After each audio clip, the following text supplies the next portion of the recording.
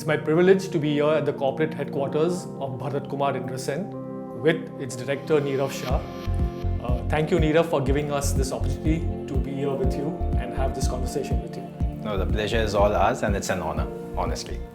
So, Nirav, let me begin by asking you, can you tell us about Bharat Kumar Indrasen? How did you all start and how have you all grown over these years? So, Bharat Kumar Indrasen basically was started as a proprietary concern by my father. This was somewhere in 1969, 1970. And we used to deal in a host of steel products. And over the years, then we kind of, started with only HR products or the finished goods products from the main producers. And our major principal has been Steel Authority of India, from whom we started doing the business. And since 1982, it's turned into a private limited concern, and that's how it has begun its journey. And you have been in business now for more than 20 years? Yeah, so almost 20 years actually. So I just started, getting into this business under my father, and around in 2000 is when I entered the business. Okay. And since then, yeah, it has been a journey for me too. So when I joined this company, there was a strong platform that was already available. The company has done well. With all its background and the relations that we've had with our suppliers, an excellent team that we've kept over the years, and the support that they have provided us. So we could easily branch out in terms of locations that we do business in, also with a branch office in Gujarat and warehouses in Gujarat, apart from what we have here in Maharashtra.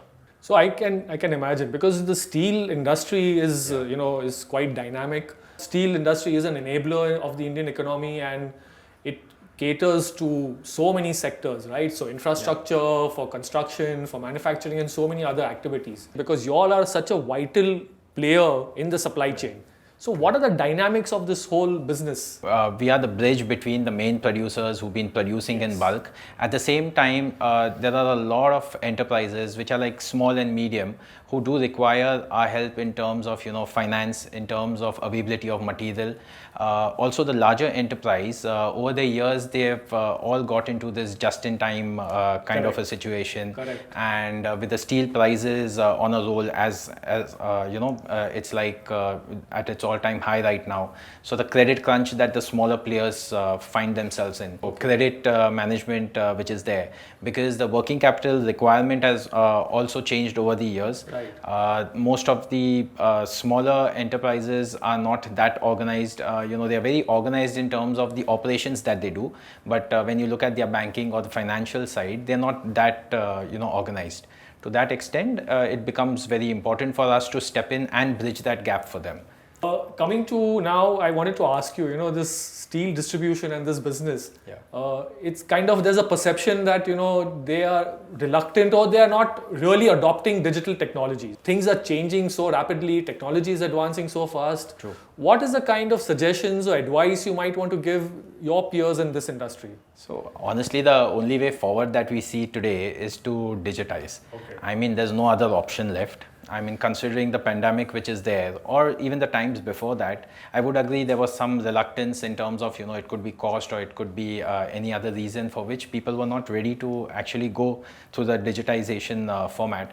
But now it is not an option. I mean, there's no other option than to do this. Each and every entity which is involved in this business is actually looking at some or the other way to digitize their business.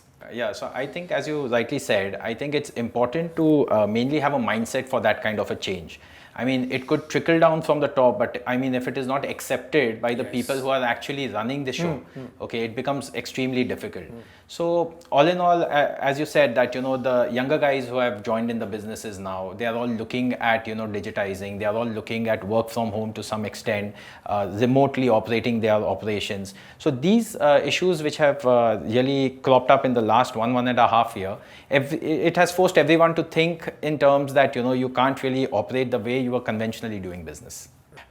So I wanted to ask you, Tayyabji, that how do you see this change which is there? Like, digitizing is one part of the business, but the amount of large transactions that are taking place, I mean, everything, your statutory compliances, your banking, your business, everything is, kind of going online. Like the e-invoicing which has come in. Right. So how do you actually suggest that, we bridge over this gap, and how well can we really do that? Okay. So definitely, I think you're right. One thing is where you are going to have some kind of an ERP system or an intelligent enterprise within your organization. But it is very important now to also have exchange of information between organizations. For example, you with your supplier, with your customer, with banks. Correct. Maybe if you're importing and exporting with the customs clearing agent, with the customs themselves and so on, and government agencies, of course. We know today we have to do GST invoicing. Correct. We do that, right? Yeah. We file our income tax return, GST returns, and all this is done electronically. Right. Let me give a very simple and basic example is that if we have to receive our invoice, let's say if Bharat Kumar has to receive the invoice from its supplier, let's say SAIL. Right. I think what would be required as you go forward is that you'd say, I want that invoice to come directly into my system. Because that's what you want. Correct. You do not want an intervention Yeah. because that's prone to data entry errors and is so prone to mistakes, as well as you want, and it's time consuming. And I know you all have very large volumes. Right. Right. Each maybe invoice may run into 150, 200 line items, right? Correct. So that is one part of it. Obviously, what you want it is to not only just do that recording of a transaction, you want to take action upon it. Correct. And that action would mean that you want to check it. You want to make certain that that invoice is accurate, it is as per what you have asked and what you have received, and then you want to make a payment. Okay. Now, this is what you would like to do seamlessly, automatically, and without any manual intervention. Correct. All technologies are available today. Right. Adopting is a challenge. As you said, it is a mindset. Yeah. It's a mindset of the organization, of the leadership, as well as of the team. If that happens, then this is something where more and more organizations will be able to adopt. And we'll see increase in business efficiency at the end of the day, and reducing your transaction cost. Okay. So Neerav, when we first met, I think in 2019, Correct. at that time you had mentioned that what you're looking for is an integrated system. You were looking for change of your existing systems. You wanted an integrated system. You wanted something which is scalable, which is robust. Yeah.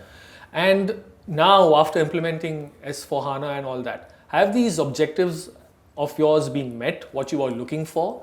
And do you think that this is a step towards business transformation for BI?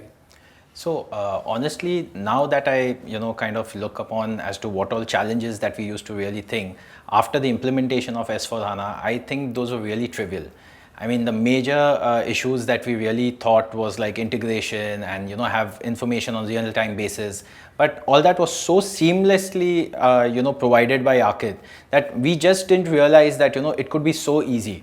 I mean, what really looked like a tedious task earlier became much easier once we went into the process.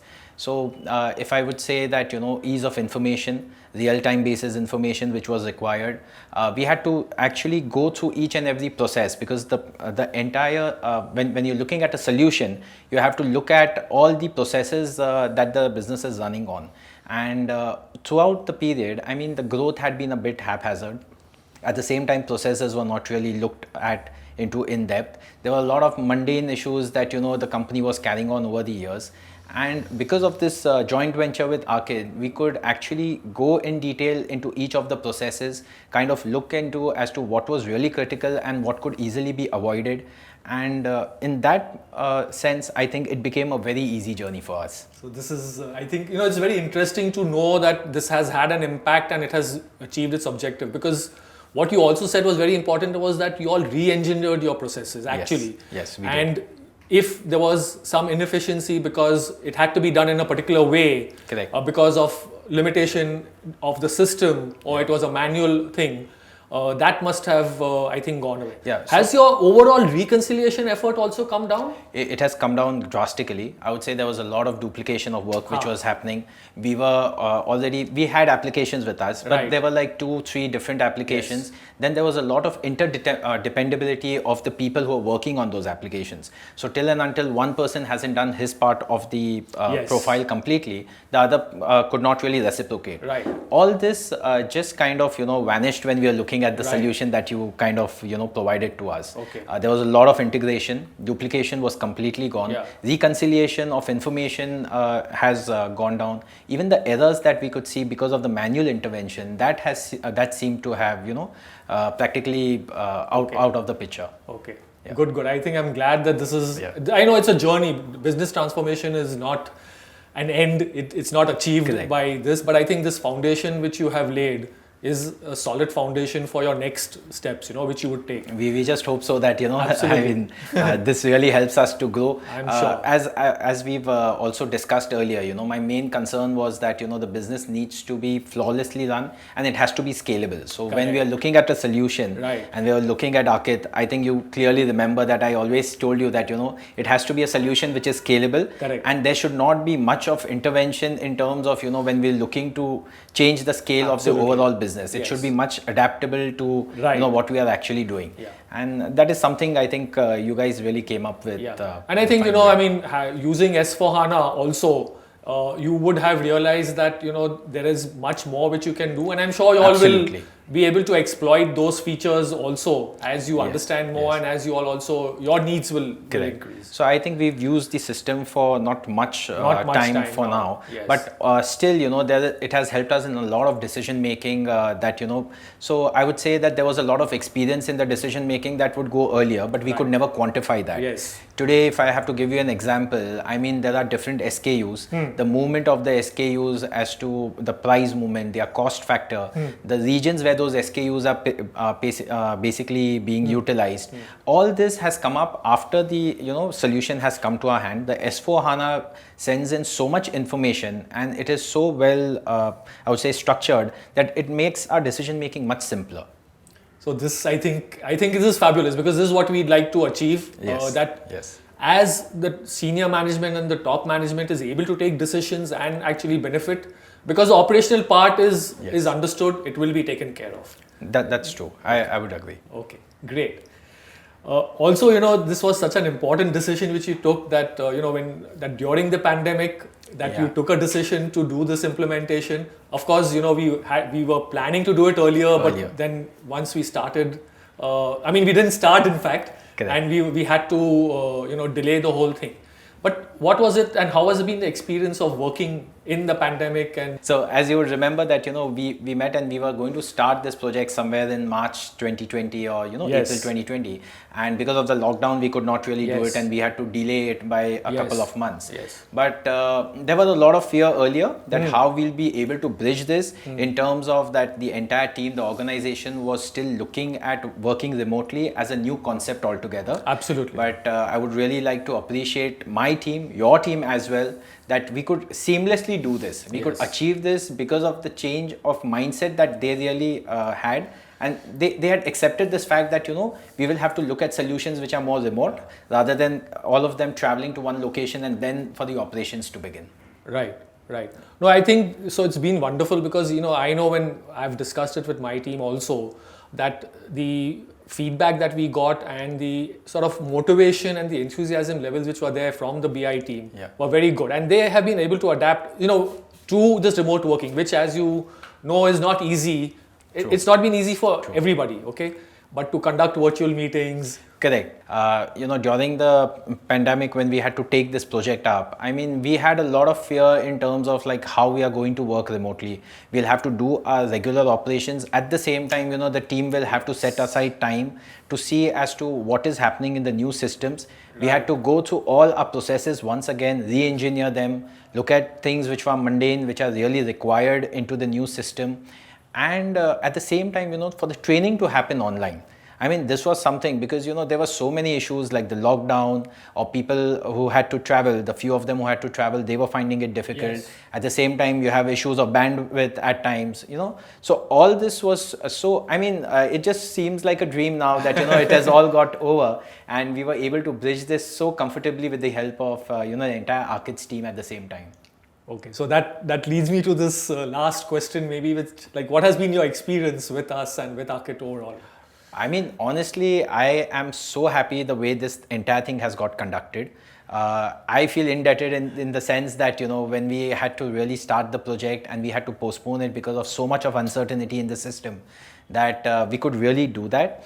At the same time, at every point, Arkit has been a part of, the entire processes that we were looking at, the feedback from your side, the solutions that kept coming, were always better than the previous that you've suggested.